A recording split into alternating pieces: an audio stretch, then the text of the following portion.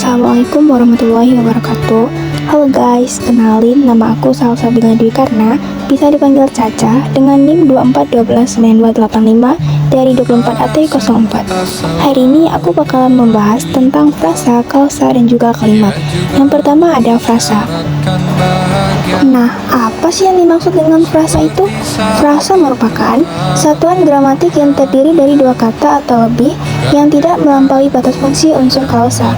Frasa merupakan kelompok kata yang menduduki suatu fungsi atau seperti subjek, predikat, pelengkap, objek, dan keterangan, dan kesatuan makna dalam kalimat.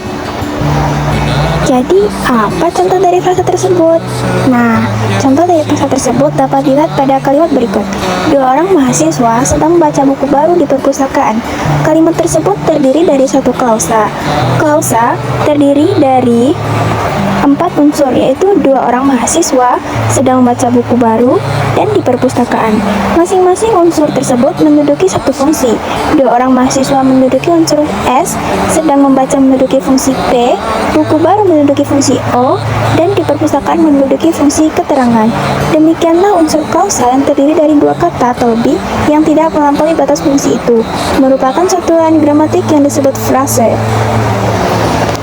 Nah, selanjutnya ciri-ciri frasa. Yang pertama, terdiri dari dua kata atau lebih. Yang kedua, tidak mengandung predikat. Dan yang ketiga, memiliki fungsi gramatika dalam kalimat. Nah, unsur-unsur frasa, yang pertama ada frasa endosentrik. Frasa endosentrik yang distribusi unsur-unsurnya setara dalam kalimat. Frasa ini terbagi menjadi 3 jenis, yaitu frasa endosentrik koordinatif, yakni frasa yang unsur-unsurnya setara, dapat dihubungkan dengan kata dan atau, misalnya sepeda motor. Yang kedua, frasa endosentrik atributif, yakni frasa yang unsur-unsurnya tidak setara, sehingga tak dapat disisipkan kata penghubung dan atau, misalnya sepeda baru. Yang kedua ada frasa eksosentrik. Frasa eksosentrik adalah frasa yang tidak mempunyai distribusi yang sama dengan semua unsurnya, misal di toko, ke kampus, dan dari desa. Nah, jenis frasa berdasarkan katanya terbagi menjadi 6. Yang pertama ada frasa nominal. Frasa nominal adalah frasa yang berinti nominal atau kata benda, misalnya baju baru. Inti dari frasa tersebut adalah baju, sedangkan penjelasannya adalah baru. Yang kedua ada frasa verbal, merupakan frasa yang berinti verbal atau kata kerja, misalnya sudah datang. Inti dari frasa tersebut adalah datang, sedangkan penjelasnya adalah sudah. Yang ketiga ada frasa adjektifal, merupakan frasa yang berinti adjektifal atau kata sifat, misalnya amat terang. Yang keempat ada frasa adverbial, adalah frasa yang terdiri atas adverbia atau kata keterangan, misalnya amat sangat. Yang kelima, frasa proposisional adalah frasa yang didahului oleh preposisi atau kata depan, misalnya di Bandung. Yang keenam ada frasa numeralia, adalah frasa yang berinti numeralia atau kata bilangan. Inti dari frasa tersebut adalah terang, sedangkan penjelasnya adalah amat. Berikutnya ada klausa. Klausa merupakan satuan gramatikal yang berupa kelompok kata yang sekurang-kurangnya terdiri atas subjek dan predikat dan mempunyai potensi untuk menjadi kalimat. Klausa dilihat dari segi kategori kata atau frasa yang menduduki fungsi predikat terdiri atas yang pertama ada klausa nominal, adalah klausa yang predikatnya terdiri dari kata atau frasa golongan nomina, contohnya ia guru IPA.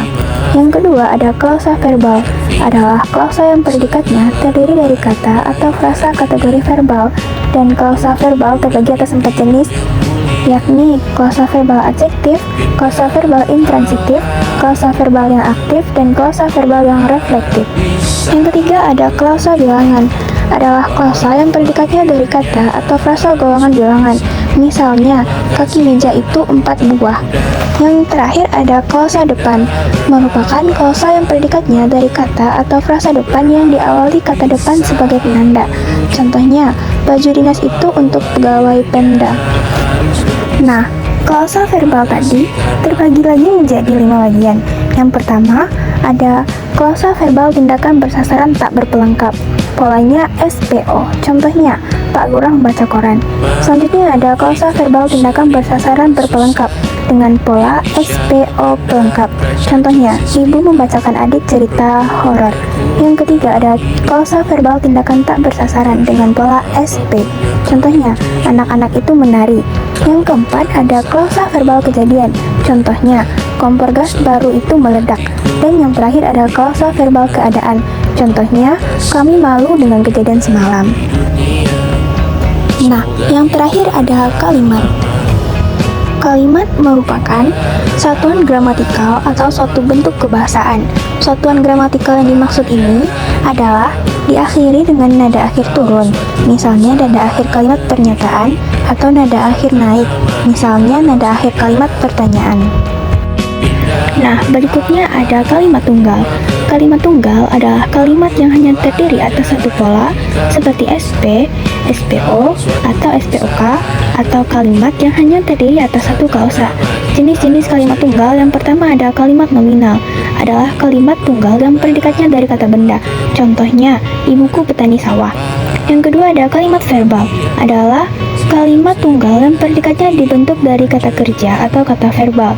Terdiri atas 5 macam, yaitu kalimat intransitif, kalimat ekantransitif, kalimat dwitransitif, kalimat semitransitif, dan juga kalimat pasif.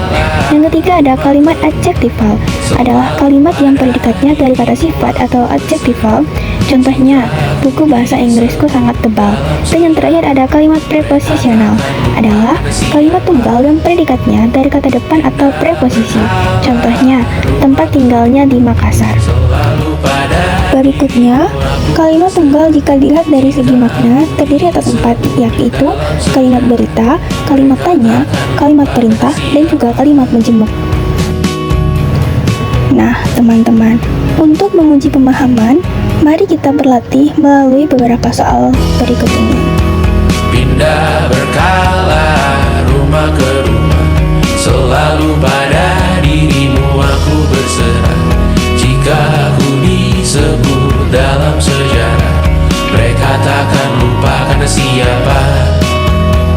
Pindah berkala rumah ke rumah, selalu pada dirimu aku berserah. Dan berikut adalah kunci jawabannya. Dalam sejarah, mereka takkan lupa karena siapa. Sekian penjelasan materi dari saya. Segala kesalahan kata maupun kesalahan dalam penulisan kata mohon dimaafkan. Saya sudahi dengan Assalamualaikum warahmatullahi wabarakatuh. Terima kasih, sampai jumpa.